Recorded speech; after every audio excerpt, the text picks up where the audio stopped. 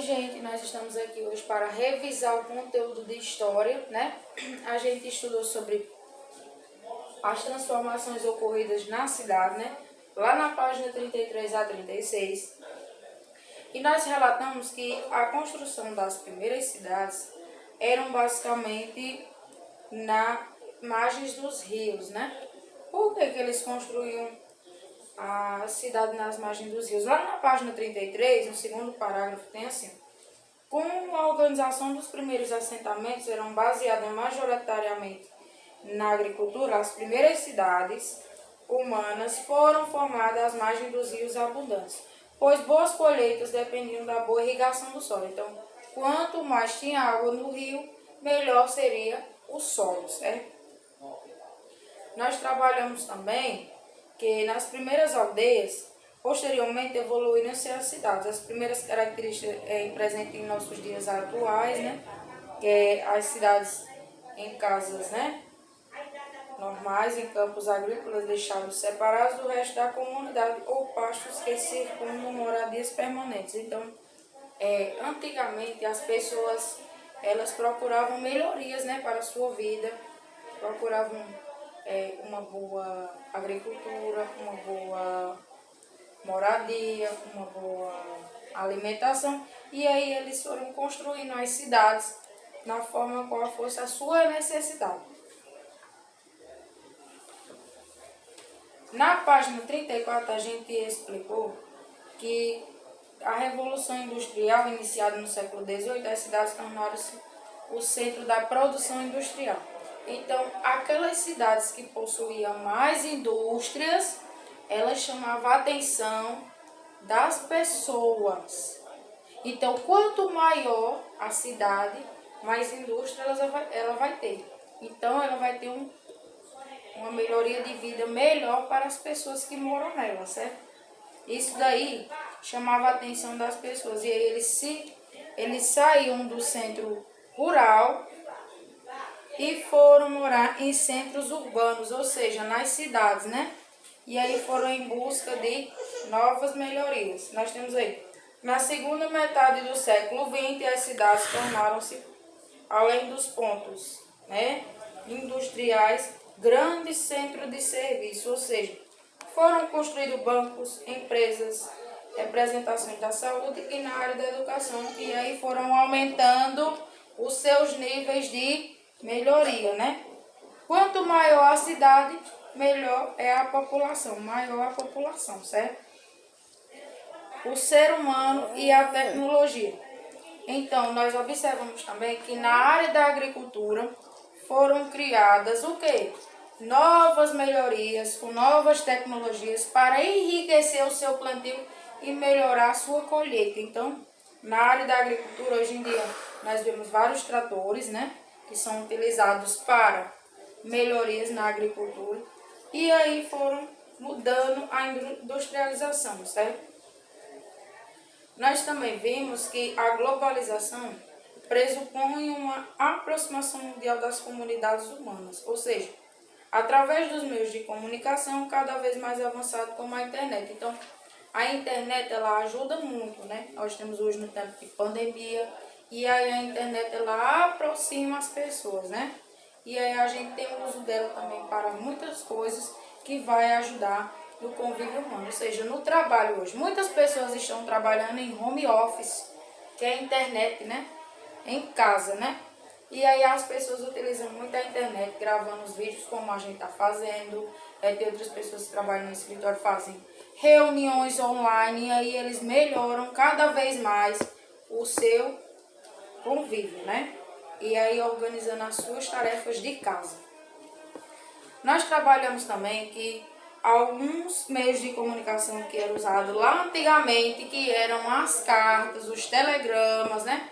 A carta antigamente era usada para a comunicação das pessoas, ou seja, a pessoa mora lá em São Paulo. Aí uma pessoa da família enviava a carta, demorava 15, 20 dias. O telegrama também, né? Aquelas máquinas de datilografia para escrever cartas. E aí depois, foram criando os celulares, né? Aqueles antigos celulares. Televisões também que ajudam, certo? No meio de comunicação. E aí, ó, o ser humano, ao longo da história, desenvolveu diferentes meios de comunicação que aproximavam as pessoas, estreitando relações entre os povos. Então, as pessoas, mesmo distantes, ao mesmo tempo elas estão perto. Por quê? Porque os meios de comunicação, eles são utilizados para isso, para ajudar as pessoas. Nós trabalhamos também o ser humano e a natureza, né? Que aí nós temos elementos naturais e físicos, que são a paisagem natural, ou seja, tudo que é criado pela natureza é chamado de paisagem natural. Nós temos exemplo: cachoeiras, rios, lagos, lagoas, florestas e etc. Elementos humanos ou culturais é o elemento que é criado pelo homem. Tudo aquilo que é criado pela mão humana são elementos culturais ou humanos, é a mesma coisa, certo? Casas, fazendas, prédios, estradas, etc. Nós também observamos que a experiência e a paisagem, a experiência humana e a paisagem, na página 39 nós vamos relatar sobre isso. Ó. Em muitas sociedades do mundo, o ser humano utiliza de recursos naturais apenas para o que é necessário para sobreviver, como fibras para fazer roupas, alimentos, etc. Então, tudo aquilo que a gente precisa e necessita é retirado da natureza, né? Nós temos o exemplo mais comum da madeira, né? A gente constrói guarda-roupas, cadeiras, tudo aquilo que é retirado e extraído da madeira. Então, tudo que nós utilizamos hoje em dia são retirados da natureza. Só que aí, o homem, ele não retira de modo adequado. E aí traz consequências à mãe natureza. O que que acontece? O desmatamento é um dos problemas mais usados hoje, né, na natureza. E aí tem muitas pessoas que questionam: ah, mas se é retirado da natureza, eu posso retirar. Só que vocês têm que retirar cautelosamente, né? Os homens que trabalham com isso. Mas eles têm que ver que tudo isso que está acontecendo, o aquecimento global, as mudanças climáticas, tudo isso tem a ver com o desmatamento. Aquela camada de ozônio que está lá no forinho do nosso planeta, ela também necessita de ajuda. Nós vemos também que a destruição das geleiras também, né? E aí tem vários problemas que estão prejudicando a natureza. Lá na página 41, só para revisar e fechar o conteúdo dessa parte, nós falamos que nós tem alguns esquemas, algumas soluções para esses problemas. O que é que o homem tem que fazer para diminuir o impacto do planeta, né, na mão humana? O que é que ele tem que fazer? Reduzir o consumo de recursos do planeta, ou seja, pegar em quantidades menores aqueles recursos. Voltar a tecnologia para esse problema, ou seja, ele pode utilizar a tecnologia para ajudar a diminuir esse impacto, esse problema. E estabelecer políticas de controle para os responsáveis. Então, essa política de controle, ou seja, é controlar todo o material que é retirado, colocar pessoas para fiscalizar. Gente, isso já acontece, só que ainda precisa mais. Então, o homem mesmo, ele tem que se motivar, ele tem que correr atrás e ele tem que fiscalizar a fundo tudo o que está acontecendo contra a nossa natureza, certo? Então, na página 44 a 45, nós iremos estudar sobre os nômades. Então, os nômades, quem foram os nômades? Nômades são aquele grupo de pessoas que não se fixavam em lugar nenhum, ou seja, eles faziam a mudança de casas em casas, mudando para outras cidades, até encontrar uma melhoria de vida para a sua rotina, né?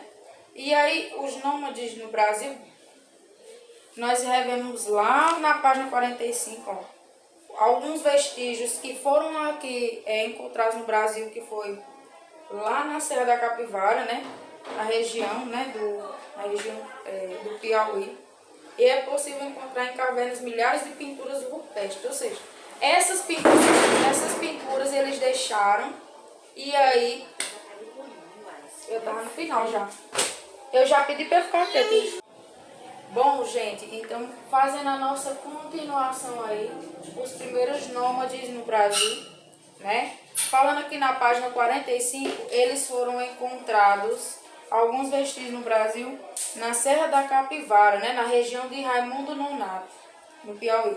E é possível encontrar em cavernas milhares de pinturas rupestres, ou seja, aquelas pinturas deixadas por eles, no qual eles poderiam também se orientar, certo?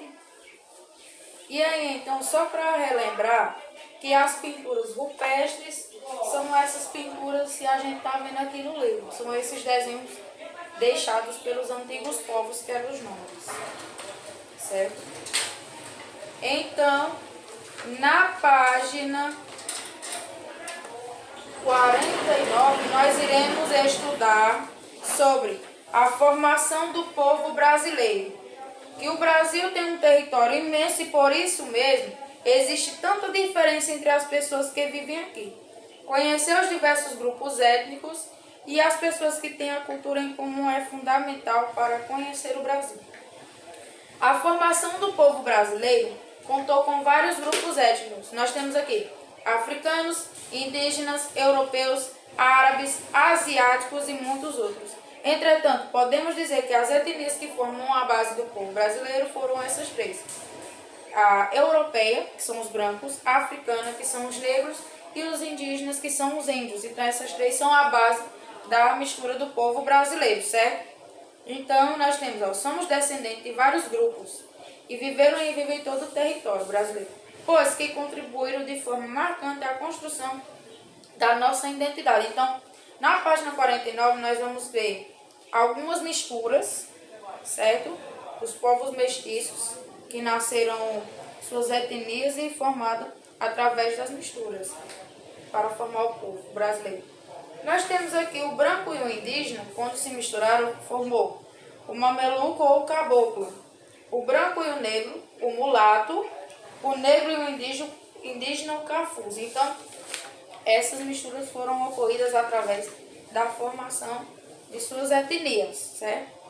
Então, no trabalho de história, na primeira questão, você vai colocar por que antigamente as cidades eram construídas perto de rios. Por quê? Tudo tem um porquê. Na história lá das transformações ocorridas na cidade, vai retratar esse ponto, certo? Na segunda questão, escreva 4 nomes de meios de comunicação, certo? Na terceira, ligue até a resposta correta sobre os elementos naturais e culturais. O que são elementos culturais? São flores, rios e árvores, prédios, casas ou apartamentos. E elementos naturais? Lembrando, gente, que elemento natural é tudo aquilo que é criado pela natureza. E elemento cultural é tudo aquilo que foi criado pela mão humana, certo? Na quarta questão, você vai citar 3 soluções para diminuir a destruição que o homem faz no planeta. Quais são as soluções eficazes que vai diminuir o impacto ambiental, né, que está sendo destruído na natureza? O desmatamento comum. O que ele tem que fazer, né, o homem? Na quinta questão, quem são os nômades? Nós iremos ver aqui no capítulo dos primeiros nômades. Quem eram os nômades e onde é que eles, né, viviam? Na sexta questão, você vai completar as lacunas de acordo com as páginas 44 e 45 de história em relação aos primeiros nômades. E aí nessas páginas vai ter, na letra A diz assim: no Brasil, os vestígios mais, tracinhos, desses, tracinhos, estão, tracinhos nos sítios, tracinhos da Serra da Tracinho. Na letra B, há indícios de que tracinhos povos utilizavam tracinhos rudimentares feitos com pedras para tracinhos, diversas ações com tracinhos, vírgulas, tracinhos, vírgula, tracinho e ponto final. Então, nessas 2 páginas que nós temos aí, vocês irão encontrar as palavras que irão completar as lacunas, certo? Na 7ª questão, faça você mesmo um desenho de uma pintura rupestre e capriche e depois pinte bem bonito, certo? Na 8ª, quais são as etnias que formaram o povo brasileiro? São 3, então apenas 3 vocês irão colocar aqui. Na 9ª, observe as misturas das etnias e coloque o nome qual se formou. Então, através dos povos mestiços, nós formamos várias misturas. E aí, vocês irão colocar o branco e o indígena formou o quê? Letra B, o branco e o negro formou o quê? Letra C, o negro e o indígena formou o quê? Então, através dessas misturas, nós formamos os povos mestiços. Na 10ª questão, você vai descrever o que são povos mestiços. No livro não está explicando bem detalhado, mas você pode fazer uma pesquisa do jeito que eu coloquei. Faça uma pesquisa, certo? Então, qualquer dúvida com relação ao trabalho, é só entrar em contato comigo e até mais.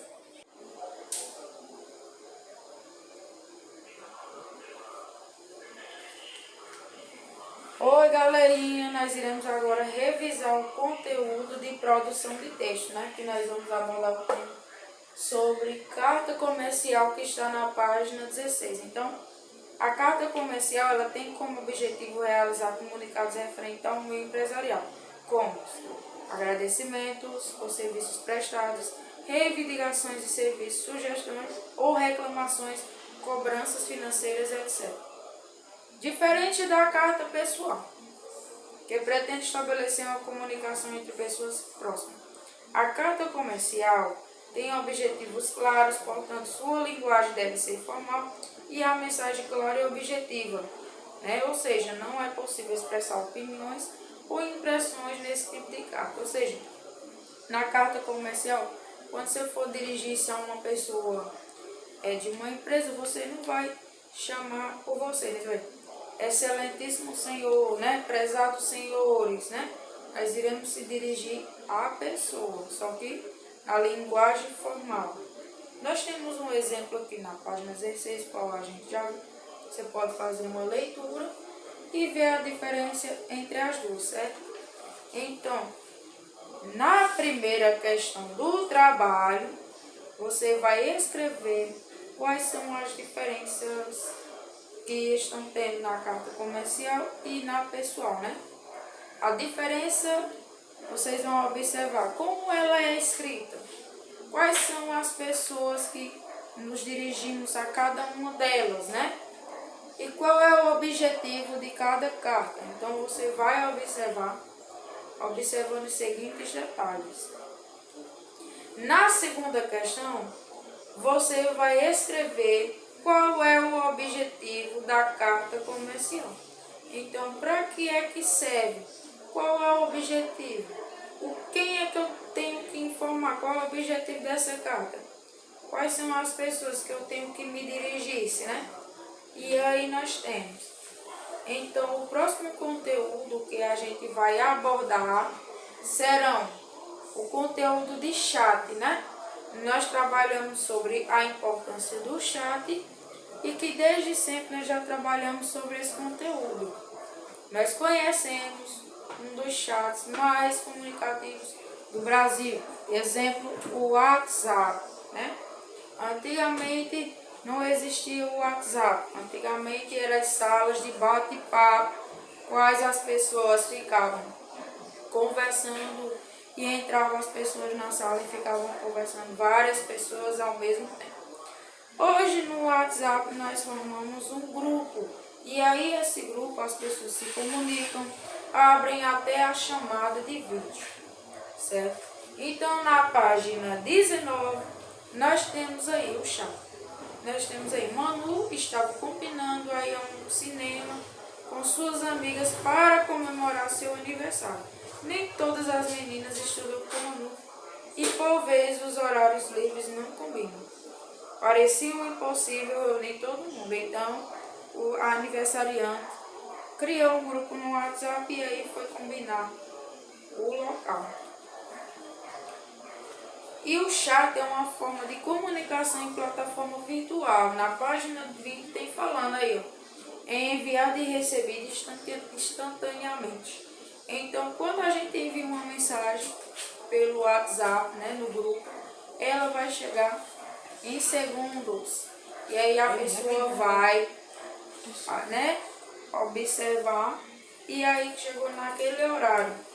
Igualmente quando você vai gravar um vídeo e mandar para a pessoa um áudio e aí sucessivamente, né? Nós temos também que o bate-papo mais utilizado no Brasil é o WhatsApp, né? Nós trabalhamos isso, nós comunicamos por ele e ele é bem útil hoje em dia. Nessa pandemia, várias pessoas se comunicam pela chamada de vídeo no WhatsApp, né? Por tratar basicamente de uma conversa virtual, a linguagem usada é informal. É diferente, né, da carta formal, né, totalmente diferente. Porque no WhatsApp, quando a gente vai falar, tem muitas pessoas que colocam siglas, né? Em vez de dizer porque, vai botar PQ, o que é? Aí você bota OK, aí bota o E, aí vai reduzindo as palavras, colocando siglas. Também temos os desenhozinhos, né? Esses aqui, os emojis, né? Nós temos aí, que são os ícones, né? Que nós utilizamos, coloca aquelas carinhas, né?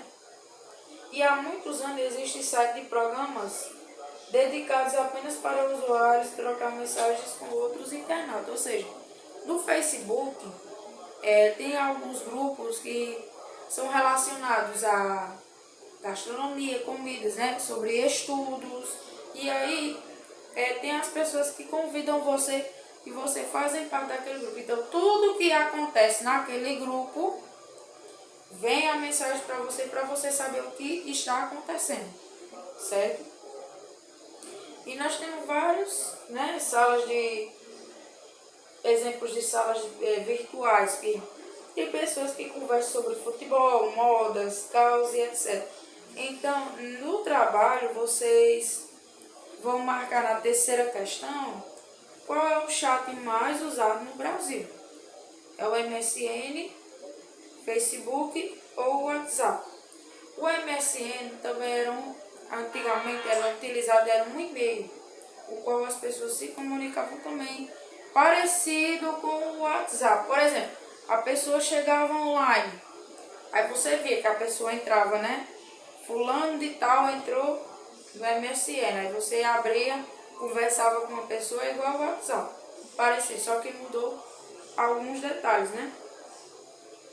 Quantas pessoas podem falar em um chat? Uma pessoa? 5 pessoas ou várias pessoas? Quarta questão. Pesquise na internet um hipertexto e cole abaixo. Então, nós iremos lá para a página 22 sobre o hipertexto. Então, o hipertexto estão em toda a internet.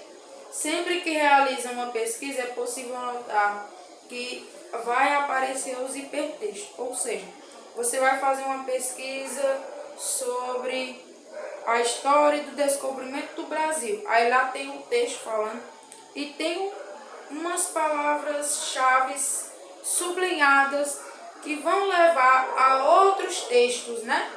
Isso são chamados de hipertextos. Nós temos aqui um exemplo de hipertexto na página 22. Nós temos aí, ó. Em abril de 1500, Pedro Álvares Cabral e sua esquadra desembarcaram no território brasileiro. Aí lá embaixo tem lá, no dia 26 do mês foi realizada a primeira missa e 1º de maio, Cabral oficializou a terra recém-descoberta como propriedade da coroa portuguesa.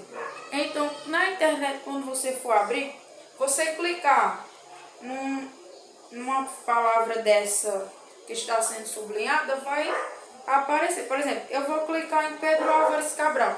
Vai aparecer outro texto bem maior, certo? E aí vai falar quem foi Pedro Álvares Cabral, como surgiu e toda a trajetória dele. E em 1500 também vai falar sobre outras partes do descobrimento do Brasil. Isso são chamados de hipertexto. Então nós temos aqui, na página 22, todas as palavras em destaque levam textos complementares. Dessa forma, temos um hipertexto. Então, lembrando que o hipertexto, eles são textos complementares. E na questão do trabalho, você vai pesquisar na internet sobre algum tema que você queira. E lá tiver o hipertexto, tiver aquelas palavras sublinhadas, você cola aqui, certo? Lembrando que pode ser qualquer texto de sua referência, certo? Na quinta questão, agora é com você. Para quem gosta de escrever, né? Então agora nós iremos trabalhar sobre redação. Vocês irão escrever um texto, uma carta comercial. Vamos agora escrever uma carta comercial dirigindo-se ao diretor da OMS. O que é a OMS? Organização Mundial da Saúde, relatando que está vivenciando na pandemia da Covid-19. Observação. Observe as características usadas em uma carta comercial. Como é que a gente vai dirigir-se ao o coordenador, o presidente geral da OMS? A gente vai falar você? Não, a gente vai usar as características que são usadas, os jargões, as palavras formais utilizadas numa carta comercial. E você vai relatar o que você está sentindo nessa pandemia. Como é que está vivendo você?